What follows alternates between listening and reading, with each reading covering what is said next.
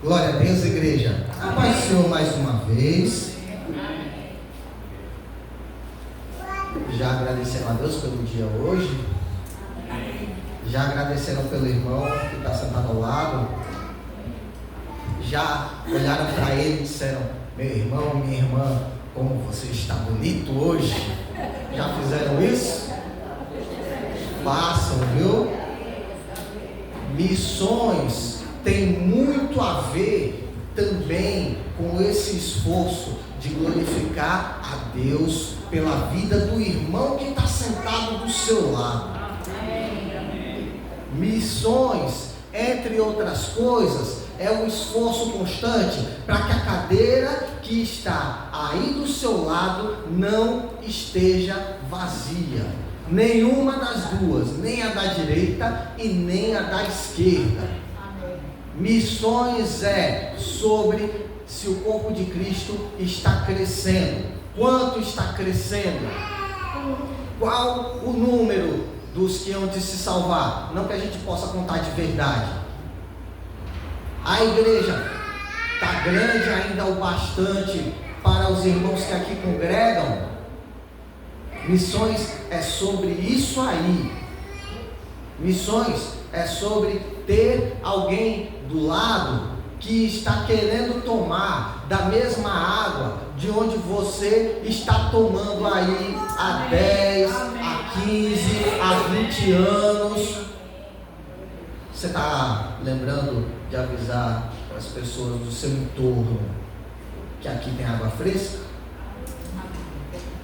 Está lembrando? Não está lembrando? Nossa, vocês estão caladinhos? Eu estava até rolando glória a Deus agora há pouco, mas quando a gente chegou nessa parte, silêncio. Nossa. O que será que aconteceu?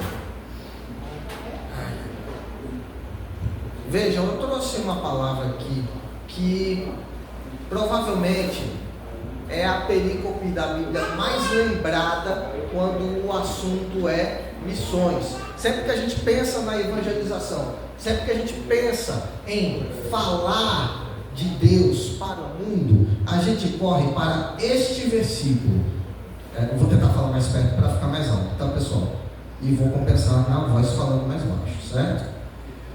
Eu quero que os irmãos estejam abrindo comigo no Evangelho segundo Mateus, capítulo 28, onde nós vamos estar lendo a partir do versículo 16. Mateus, capítulo 28, vamos ler a partir do versículo 16. Diz assim a palavra do Senhor: os 11 discípulos foram para a Galileia, para o monte que Jesus lhes indicara. EBD, pergunta: antes ou depois da ressurreição? Pergunta, essa passagem do capítulo 28, a partir do versículo 16. Antes ou depois da ressurreição de Cristo? Depois, você tem absoluta certeza disso?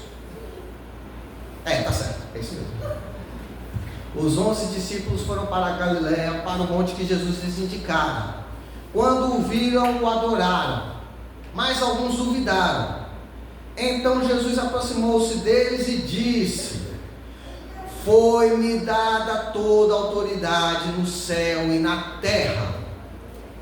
Portanto, vão e façam discípulos de todas as nações, batizando-os em nome do Pai, do Filho e do Espírito Santo, e ensinando-os a obedecer a tudo que eu lhes ordenei.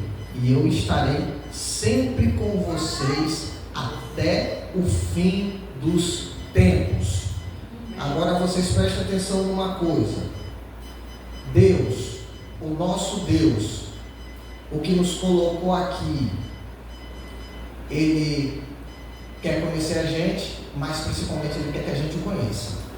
Na verdade, Ele já tem anotado na palma das suas mãos o nome de todos nós aqui. Ele já sabe quem é você, sua idade, altura e peso, seus interesses, suas preferências, os legumes que você não gosta. Deus já te conhece perfeitamente. Esse desejo de Deus de se fazer conhecer pelas pessoas que Ele já conhece, implica numa ordem. A ordem de vá lá buscar seu irmão. Nós chamamos de missões, basicamente, esse cumprimento dessa ordem. Uma partida sem destino, mas com um propósito muito claro de desafiar a consciência das pessoas que estão aí fora em relação ao conhecimento de Deus, da lei e do poder. Me permitam, estamos num mês de missões onde estamos falando particularmente do sertanejo. Prestem atenção no que eu vou dizer para vocês.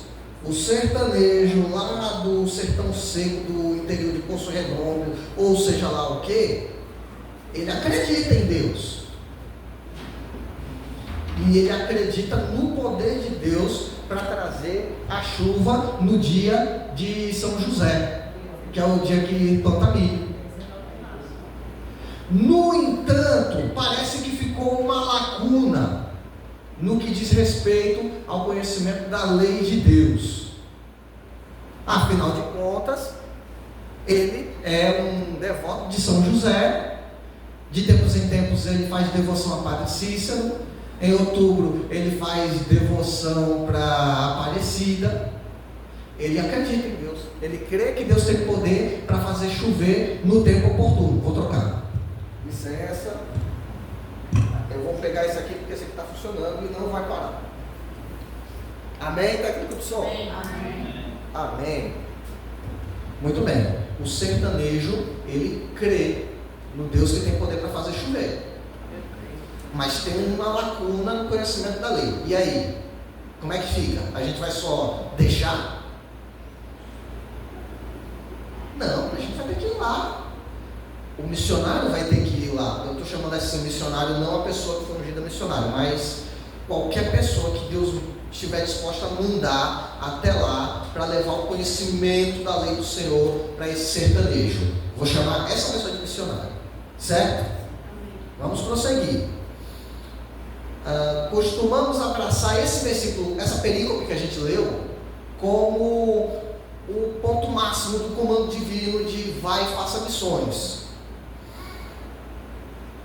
Preste atenção no seguinte: o cumprimento de qualquer comando dado por qualquer pessoa a qualquer outra pessoa implica no conhecimento do que está sendo comandado, no entendimento da ordem dada. Você não vai buscar um café para o seu chefe no seu trabalho sem saber, pelo menos minimamente, como ele gosta. Ele gosta de qualquer café? Ele prefere expresso, com açúcar, sem adoçante? Nós precisamos conhecer a ordem que o nosso mestre, o nosso Senhor, o Rabone, porque eu não dormi na aula de ontem. Rabone, nosso mestre, Jesus é o nosso mestre. Nós precisamos conhecer em detalhes a ordem que Ele está nos dando. Afinal de contas, nós não estamos indo levar para essas pessoas uma coisa ordinária, uma coisa comum. Não estamos indo levar qualquer coisa. Não estamos indo levar blusinhas de Caruaru. Não estamos indo levar agendas do ano de 2026. Nós estamos indo levar a Cristo.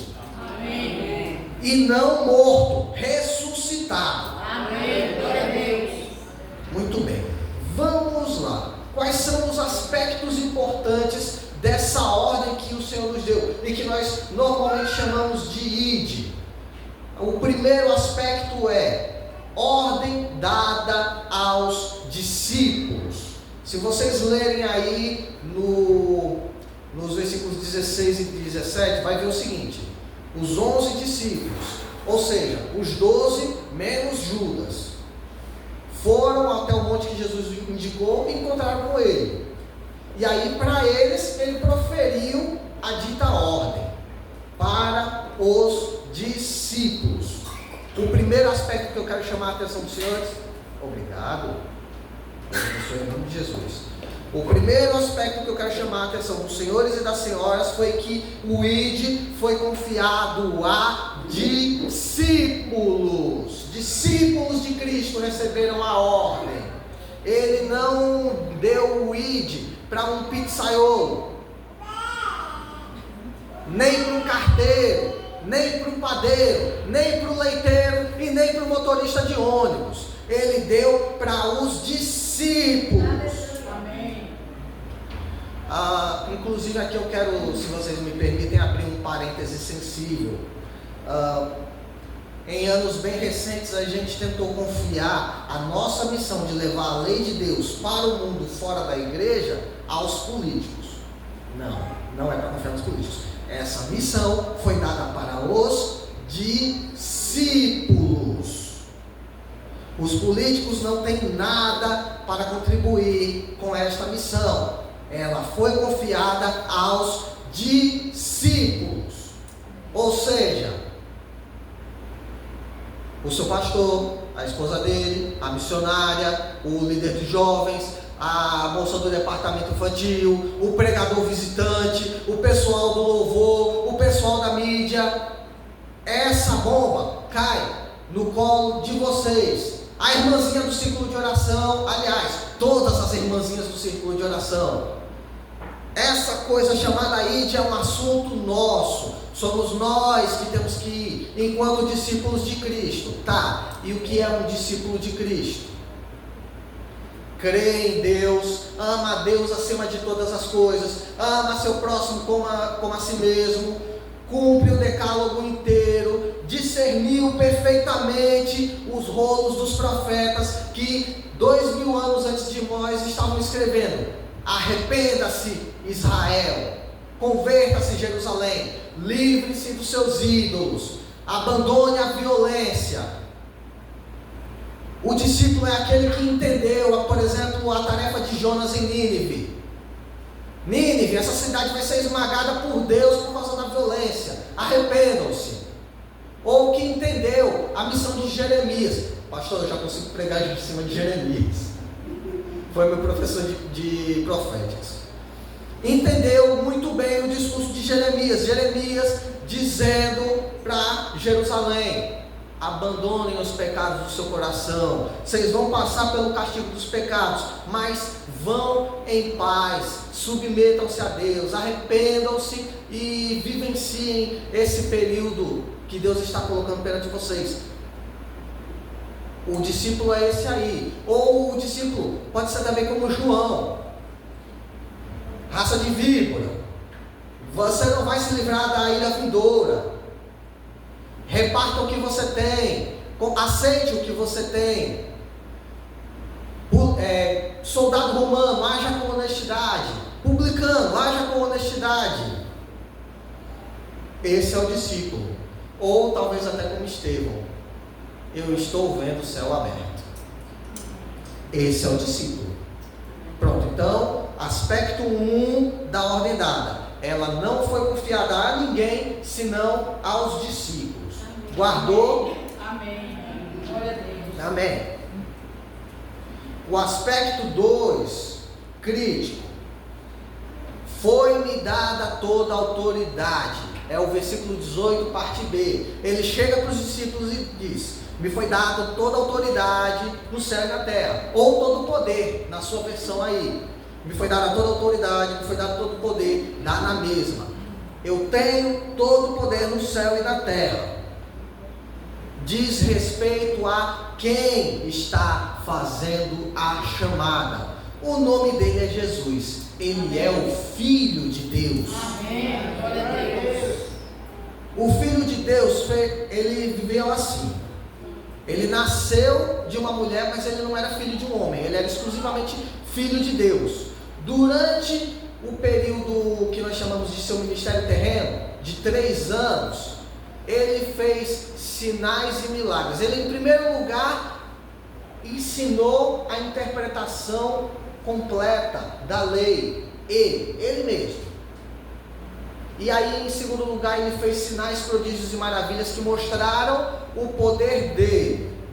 sobre os demônios, sobre as doenças, sobre as estações, o poder sobre o vento e sobre o mar, o poder sobre a morte e finalmente aquele poder que eu acho que é o cerne da obra missionária, o poder de perdoar pecados e de anunciar que somos filhos de Deus. Agora vocês prestem atenção numa coisa, eu nem botei isso aqui, mas vejam. Quando uma pessoa se converte, ele é uma pessoa incrédula daqui da rua, ele ouve nossa pregação, ele se converte, ele aceita Jesus como seu Senhor e Salvador. Ele vem aqui para dentro e faz uma confissão pública, com todos vocês ouvindo, é ou não é? Depois tem aquela etapa, né, do estudo para o batismo, ele faz todo um estudo de discipulado, é ou não é? Quem ministra é o pastor Vanilson mesmo? Depois vem aquela solenidade chamada batismo nas águas, é ou não é? É aqui mesmo ou é em outro canto? É aqui mesmo. A pia batismal é aqui atrás. Então aqui mesmo vocês dão um caldo na pessoa. É ou não é? Essa confissão pública significa o quê? E esse banho rápido em água fria que vocês dão no pobre coitado vestido de branco, significa o quê? Significa que essa pessoa confessou seus pecados para o povo inteiro ouvir e que ele morreu para a sua antiga vida e que ele ressuscitou para a nova vida dele. Amém. Amém. Então as missões são sobre dar banho nas pessoas em público? Não. Embora com certeza o batismo seja uma parte importante. É para ele saber e para o mundo saber que os pecados dele foram perdoados e ele nasceu nova criatura. Amém. Pode crer nisso aí. Amém. Quando a gente faz isso, a gente está anunciando que nasceu uma nova criatura rendida à vontade de Deus, lavada no sangue do Cordeiro. Amém. E isso só pode ser feito mediante a autoridade de Deus. Lembra quando os fariseus ali no texto bíblico desafiam Jesus a dizer com que autoridade ele estava fazendo tais coisas, inclusive perdoar pecados? E aí ele devolve a pergunta: com que autoridade João Batista fazia? Ninguém sabia dizer. Tem que ser a autoridade de Deus, porque o que a gente está fazendo é coisa de Deus. A gente está lutando para que o desgarrado agarre-se novamente. A gente está lutando para que o pecador abandone seus pecados e venha viver uma vida para Cristo. Isso não pode ser feito levianamente, nem da nossa cabeça. Isso não pode ser feito como uma visitinha ao shopping. Isso está mais para uma invasão e saque ao inferno. Não é visitinha ao shopping, é guerra. Vamos avançar. A gente não vai poder entrar na guerra senão por alguém que é muito mais poderoso do que nós.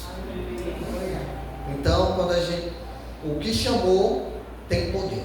Amém. Amém? Amém. O terceiro ponto, o terceiro aspecto dos versículos que a gente leu, que eu quero destacar para vocês, é esse aqui: vão por todo o mundo. Agora vocês prestem atenção numa coisa. Jesus Cristo cresceu na Galileia, então andou por aquela região toda ensinando, e nos últimos dias esteve em Jerusalém. Morreu ali, ressuscitou ali, subiu aos céus ali. Certo? Tranquilo? Pois muito bem. Quando a gente lê o capítulo inicial de Atos, a gente percebe que os discípulos ficaram ali. A gente percebe em Atos 2 que a primeira igreja de todas foi fundada ali. E que ela cresceu bastante ali mesmo. Percebem? Então, havia no coração dos primeiros crentes, dos primeiros discípulos, uma vontade de ser Jerusalém para sempre. Só que não, é para ir por todo mundo. E aí começou a perseguição. A perseguição levou o evangelho para Damasco, para as outras cidades da Síria. A perseguição levou o evangelho para as cidades do Império Romano. Os judeus cristãos sob perseguição, eles migraram para todos os lugares do mundo conhecido. E o evangelho alcançou também aos gentios. Gentios que não tinham nenhuma pretensão de ir para Jerusalém. E não foram. Eles não foram para Jerusalém. Eles foram para cada nova cidade, para cada novo lugar do mundo que foi descoberto. Chegou até aqui, chegou na América, chegou no Brasil. O evangelho não é para ficar adstrito na mão dos judeus que estão em Jerusalém. O evangelho é para ser disperso pelo mundo inteiro. Amém. O evangelho é para chegar no sertanejo, é para chegar no ribeirinho, é para chegar no silvícola, é para chegar nos moradores de países socialistas. O evangelho é para chegar no seu trabalho, é para chegar na sua escola, Amém. É para chegar no seu círculo familiar. Amém. O evangelho é para chegar em todos os lugares. Amém. Basta chegar ao primeiro crente e ele não tem nenhum medo do inferno. Basta ele obedecer a Deus. Amém. Amém? Amém. O quarto aspecto que eu gostaria de ressaltar dentro do texto sobre os detalhes da missão é fazer discípulos de todas as nações. Não basta chegar o crente. Preste atenção, não basta chegar o crente, tem que chegar a pregação junto. Não importa se ele vai falar, se ele vai espalhar cartazes pela cidade, não importa se ele vai distribuir panfletos no ônibus.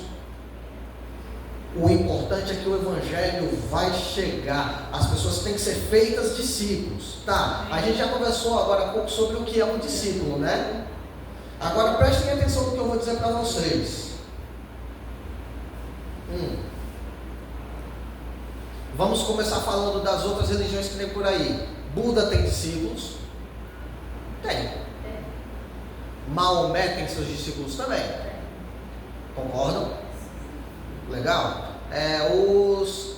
As religiões de matriz africana têm seus discípulos.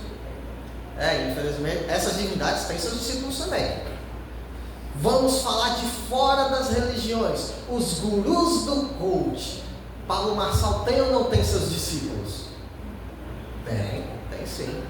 Cara, até aquele candidato a vereador que concorreu nas últimas eleições e teve 2 votos, tem seus discípulos. Na verdade, tem um discípulo. Um voto é dele e um é do discípulo. Legal. Nós estamos indo fazer discípulos também. Nossos. Oi. Fala de novo. Eita!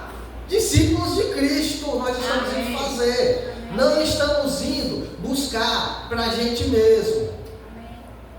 Tá, e por que essa informação é importante de aparecer numa pregação como essa? Porque infelizmente tem pessoas que estão indo atrás de discípulos para si próprios. E via de regra, esse é o falso profeta. Desculpa pessoal, o falso profeta aparece em todos os meus sermões. Desculpa. O falso profeta, ele entra na igreja atrás de discípulos para si, de quem ele vai roubar a gordura, vai roubar a lã, ele vai devorar se possível, se necessário, melhor dizendo. Esse é o falso profeta. Ele está em busca de discípulos para si, que o sigam até as últimas consequências, que o sigam até pular de uma ponte, ou que o sigam até um programa de fim de semana ao custo de R$80 mil para aprender sobre masculinidade cristã. Tem alguma coisa errada com isso. Não é para custar tão caro aprender a ser homem segundo o coração de Deus. Tem alguma coisa errada nisso aí. Pois bem, nós somos mandados às nações atrás dos discípulos de Cristo, sejam homens ou mulheres, sejam afetados por quais pecados forem, não importa, porque a autoridade que nos mandou nos chama para convidar as pessoas ao arrependimento. Ele tem poder para perdoar pecados. Amém. Amém. Ele nos manda chamar esses discípulos para Ele. Está todo mundo tranquilo aí? Amém. Amém. Então vamos revisar até aqui. Ordem dada aos discípulos, por alguém que tem autoridade sobre todas as coisas, que é Jesus, nos mandando territorialmente por todo o mundo. Para fazer o quê? Discípulos. Para nós? Não, para Ele. A pregação toda. Certo? Só que tem o item 5. O item 5 é: eu estarei com vocês para sempre. Para sempre. Eu estarei com vocês para sempre. Amém. Vocês prestem atenção numa coisa. Buda mandou os dele irem ensinar o pensamento dele. Maomé, idem. O pessoal das religiões afro-brasileiras, idem. Os políticos, idem. Só que tem uma coisa: todo esse público que eu acabei de falar é absolutamente incapaz de estar presente. O Espírito Santo está conosco no cumprimento da missão. O Espírito do Senhor está com a gente em cada passo que a gente der e em cada palavra que a gente proferir, com o propósito de convidar o mundo para o arrependimento. Amém. Pergunta para os budistas se Buda veio junto. Pergunta para os maometanos se Maomé veio. Não veio não. Só Cristo pelo Espírito Santo veio. Amém. E Ele está aqui conosco. Amém. E eu não falo apenas da igreja enquanto representação física do corpo de Cristo, não. Eu falo também da força que existe no poder do Espírito Santo. Glória a Deus. Aquelas coisas que acontecem nos corações e nas mentes, que atraem para o arrependimento e que a gente não tem condições de explicar racionalmente o que aconteceu. Esse foi o Espírito Santo agindo. Amém? Amém. Amém. Pois é. E aí eu quero fazer com vocês essa parte final, perguntando o seguinte: no final das contas, por que a missão é necessária? Por que o cumprimento do ID é necessário? Eu quero que vocês abram comigo no livro de Atos dos Apóstolos, onde leremos o capítulo 1, a partir do versículo 8. Livro de Atos dos Apóstolos, capítulo 1, versículo 8.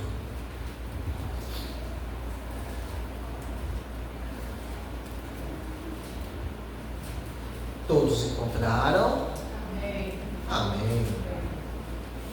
Diz assim a palavra do Senhor: mas receberão poder quando o Espírito Santo descer sobre vocês, e serão minhas testemunhas. Repitam essa palavra. Digam mais uma vez. Misericórdia, irmão. Entendeu errado, viu? Em Jerusalém, em toda a Judéia e Samaria e até os confins da terra. Agora vocês prestem atenção numa coisa. Como advogado, eu já tive a oportunidade de conhecer todo tipo de juiz. Juízes mais fofinhos, juízes mais gente boa. Eu já tive a oportunidade de conhecer um juiz que parou tudo que estava fazendo por mais de 1h30 para conversar sobre futebol. Muito gente boa, doutor Roberto. Agora, prestem atenção numa coisa. Eu também já conheci uns juízes bem perversos, bem maldosos, bem irracíveis com as pessoas ali presentes. E assim, prestem muita atenção no que eu estou precisando dizer. O mundo olha para a gente como um juiz olha para um caso. Um juiz começa a dar dúvida. Tá alegando isso aqui. Como é que prova isso aqui? O juiz olha para o processo e começa a dar dúvida. Pois muito bem, o mundo aí fora olha para a gente desse mesmo jeito, com a dúvida. Que nem um juiz olha para um processo. E aí, a gente vai fazer o quê? A gente precisa ser testemunha fiel daquilo que a gente está falando. O que é que a gente está falando? A gente está falando do Evangelho de Deus manifesto em Cristo Jesus. Como é esse Evangelho? Esse Evangelho diz que um homem nasceu sem ser filho de homem, cresceu no pior lugar da Judéia, se tornou o rabi mais contundente, pregou um evangelho poderoso, fez sinais, milagres e prodígios que vão desde uma simples transformação de água em vinho a levantar dos mortos algumas pessoas. Ele próprio ressuscitou dos mortos, depois de ser morto, morte de cruz. Esse é o evangelho que a gente prega. Percebam, quando a gente olha como homens naturais, sem uma fé salvadora, a gente diz que isso que a gente está falando é loucura. O mundo aí fora diz que isso que a gente está falando é uma grande loucura. A gente vai com a certeza de testemunhas que viram. Amém. Percebam, a gente tem que falar desse evangelho como se a gente tivesse visto e como se a gente cresce até a morte. E cá para nós, quando a gente analisa a história da perseguição da igreja ao redor do mundo, seja a perseguição antiga, seja a perseguição atual, querem as nossas cabeças porque a gente crê nesse evangelho. Não no Brasil. No Brasil a gente ainda tem liberdade para pregar. Tomar processo por dano moral não é problema para a pregação do evangelho. Você vai, paga o dano moral e continua pregando. Corre perigo alguns pregadores de algumas regiões africanas e asiáticas que podem ser mortos por estarem pregando o evangelho. Pois muito bem, essas pessoas que estão na janela 1040 ou na janela verde ou levando o evangelho em países fechados como a Coreia do Norte, eu vou pegar mais leve. As pessoas que estão se aventurando a pregar o verdadeiro evangelho dentro da Rússia, esses sim correm perigo real de morrer. Eles estão lá para morrer crendo no poder do Jesus que chamou, crendo como quem tivesse visto, anunciando como quem tivesse visto. Podem não ter visto a olhos vistos ele ressuscitando lá atrás, mas eles veem hoje o Espírito Santo se movimentando neles e nos outros. Amém. Amém. Glória a Deus. Pois muito bem, por que é que a gente faz isso que a gente está fazendo? Por que é que a gente convida amigos e vizinhos para vir para a igreja? Porque a gente crê no poder manifesto no Espírito do Senhor por causa daquilo que Jesus disse. Qual é a conclusão que eu quero trazer para vocês nesse momento? Creiam no poder do Espírito Santo que chamou vocês. Amém. Creiam sem nenhuma restrição. Amém. Creiam sem nenhum temor. Fiel é o Deus que chamou a mim, que chamou a vocês. Fiel é o Senhor que nos confiou essa palavra. Amém. Amém. Amém. Glória a Deus. Ai, Deus feliz para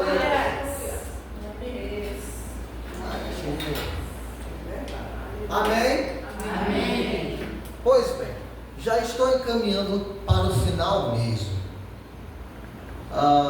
Eu exerço um trabalho do Ministério do Louvor lá na nossa igreja, né, na Igreja Batista Peniel, em Rosário do Catete, Sergipe, sob direção do pastor Juarez. Nas suas orações, orem pelo pastor Juarez, viu, pessoal? Nós cremos que estamos fazendo a obra de Deus. Amém. Vocês creem? Amém.